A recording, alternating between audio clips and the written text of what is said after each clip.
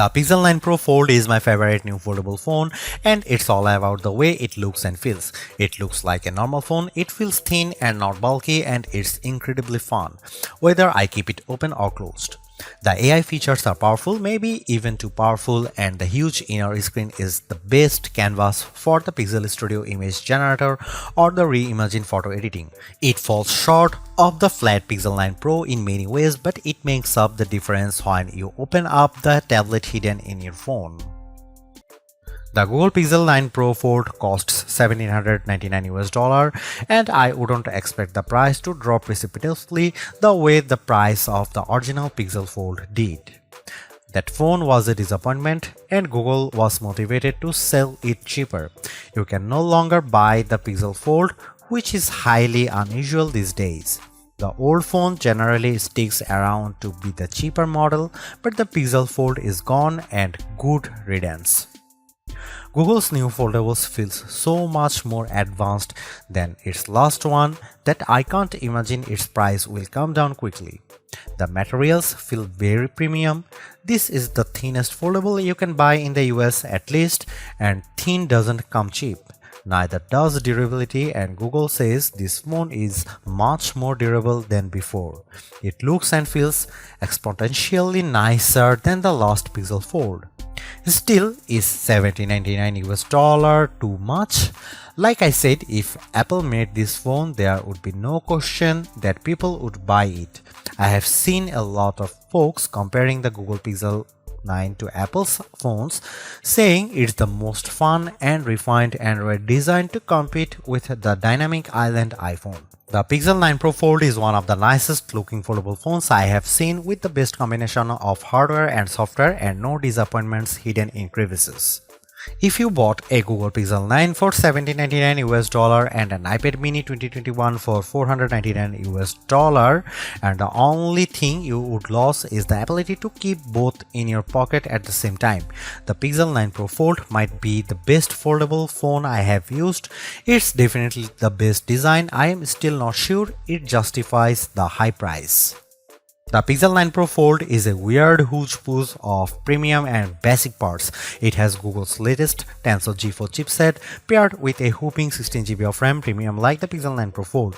The outer display, though, is basic as the Pixel 9 and it can't match the brightness or the LTPO versatility of the Pixel 9 Pro's panel.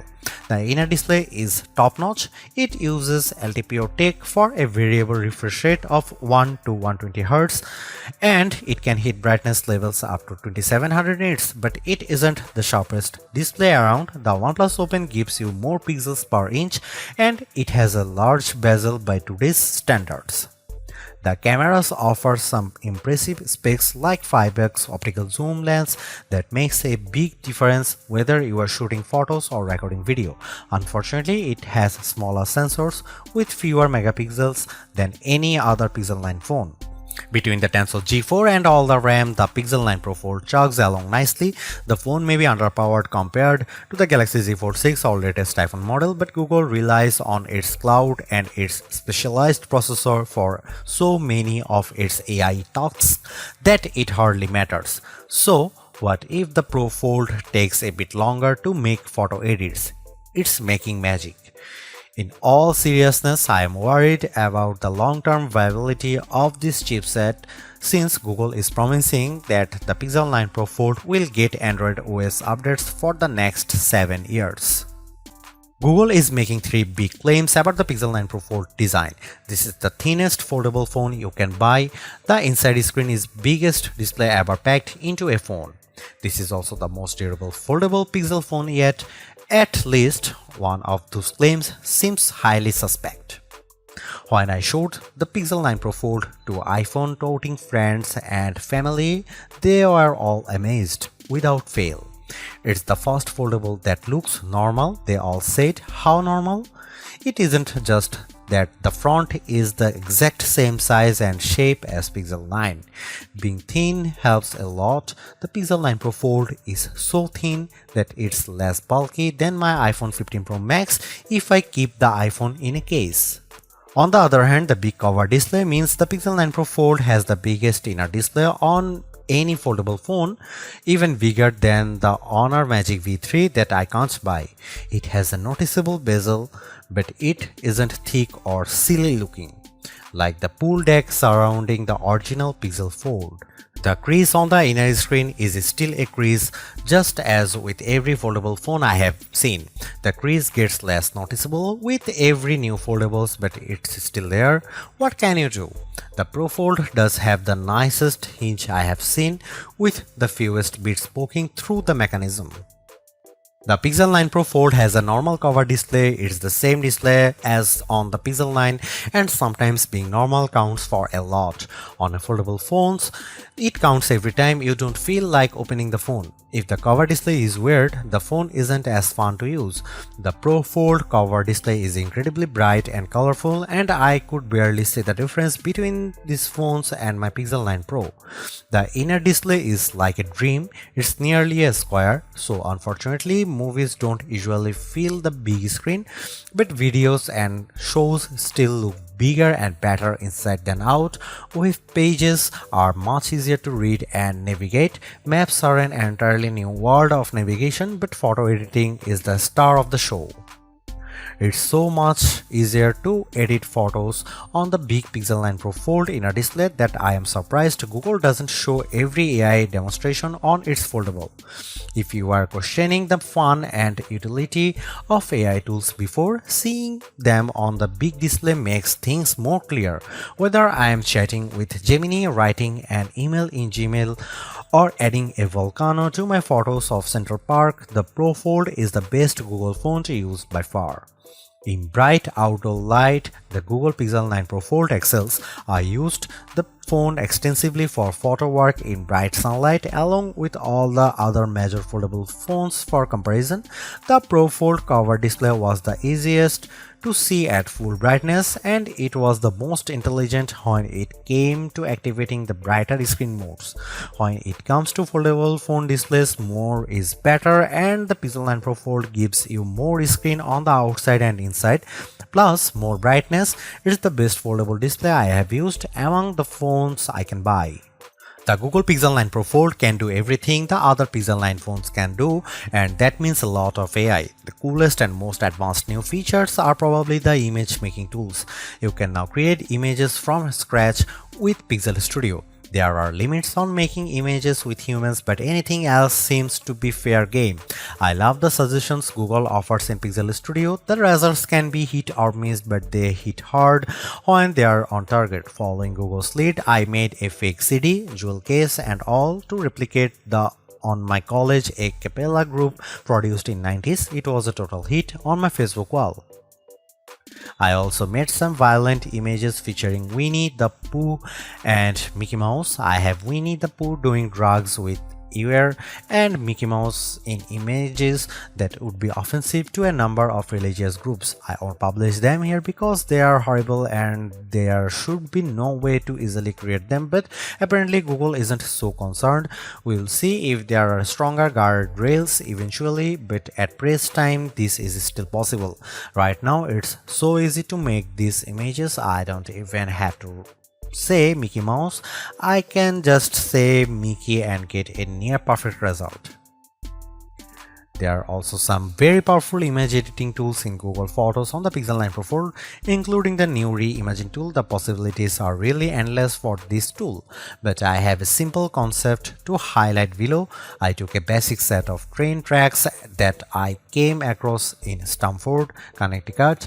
I used Google Photos to remove the tracks, and I gave myself a nice pond with a swan as well as an exclusive swimming pool. You can see the results below. Actually, that's not entirely true. See, the Google photo with the train tracks was also a fake. The original is the plain open field at Fort Stamford.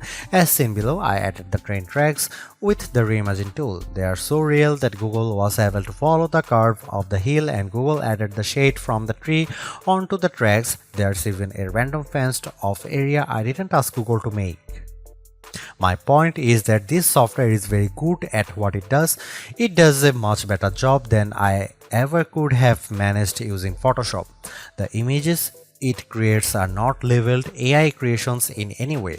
There is no EXIF data, the information that usually identifies the camera and lens used to create a photo. The images are stored as simple JPEG files with a non-discrete file name. There is no easy way to know they are fake unless you know they are fake. Honestly, I am tired of litigating AI every time a new phone comes out. Instead, I'll point you to my friends at the Barge who used the reimagine tool to add corpse and potential insurance fraud to photos. You can decide for yourself if this is bad. One of the cool things about the Pixel 9 lineup is the most affordable model has the same cameras as the Pro model. The Pixel 9 has the same 50 megapixel main camera and 48 megapixel ultra-wide as the Pixel 9 Pro and Pixel 9 Pro XL. Unfortunately, the Pixel 9 Pro Fold wasn't invited to the party. The Pixel 9 Pro Fold gets a much smaller camera sensor than the Pixel 9, while the Pixel 9 uses a sensor that's around 3 by 4 of an inch diagonally. The Pixel 9 Pro Fold uses a half-inch sensor. That's a massive step down. The Galaxy Z Fold 6 gets a sensor that's somewhere in between. This is important because sensor size is the most important factor in smartphone camera quality. Megapixels hardly matter at all. It's the physical dimensions of the sensor that makes all the differences. The Pixel 9 Pro Fold has a tiny mini sensor. Here are some camera samples of Google Pixel 9 Pro Fold.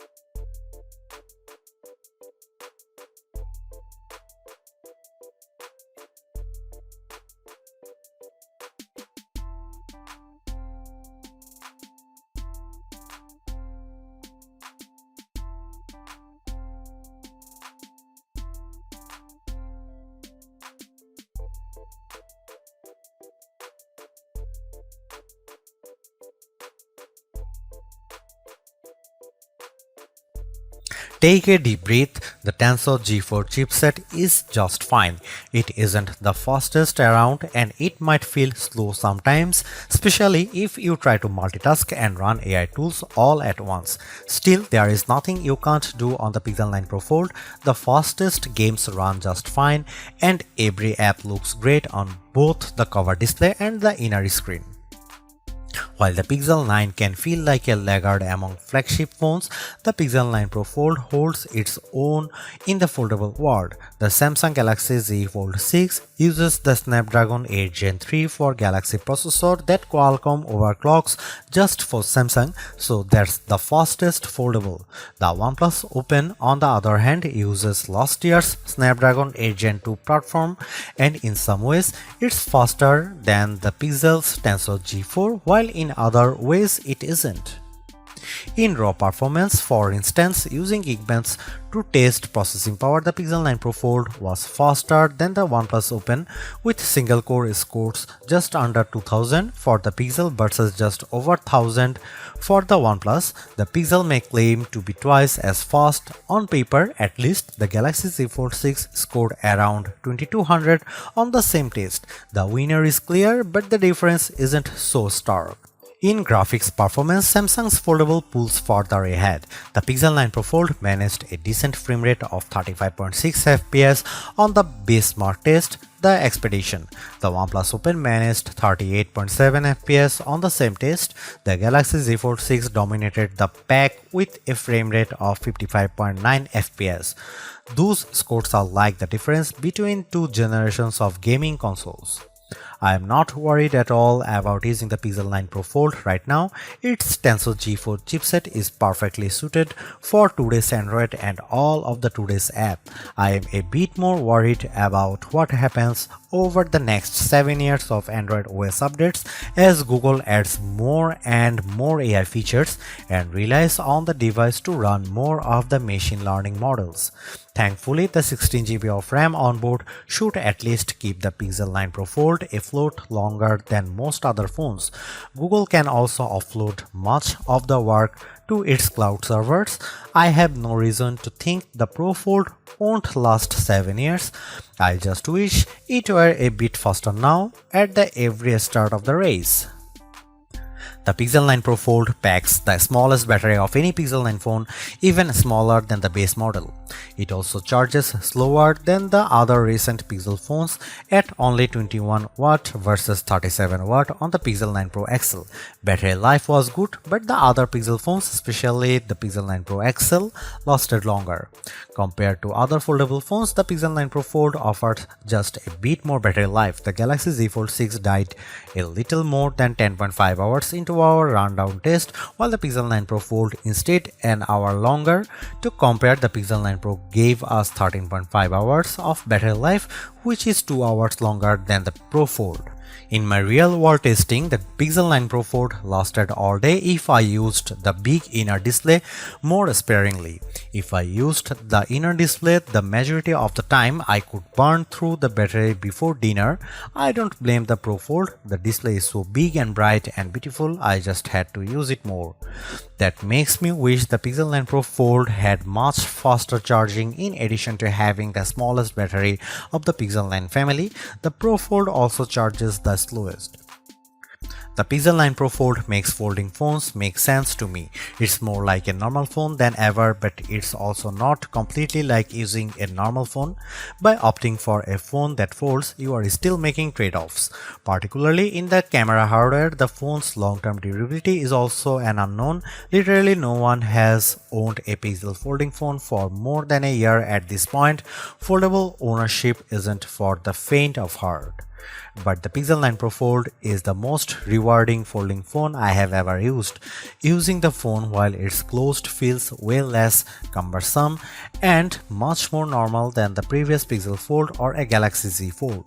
That makes using the big inner screen feel that much more rewarding. I don't feel like I am putting up with a bulky phone the rest of the time to get the experience. This foldable comes with its trade-offs, the downgraded camera hardware, durability concerns, and oh yeah, the $1,800 it costs. But I think Google made the right trade-offs here to optimize the inner screen experience. It's an experience that I'll miss when I switch back to the next slab-style phone that I test on that foldable fans, and foldable curious will find very rewarding too, because goddamn, this is a nice phone.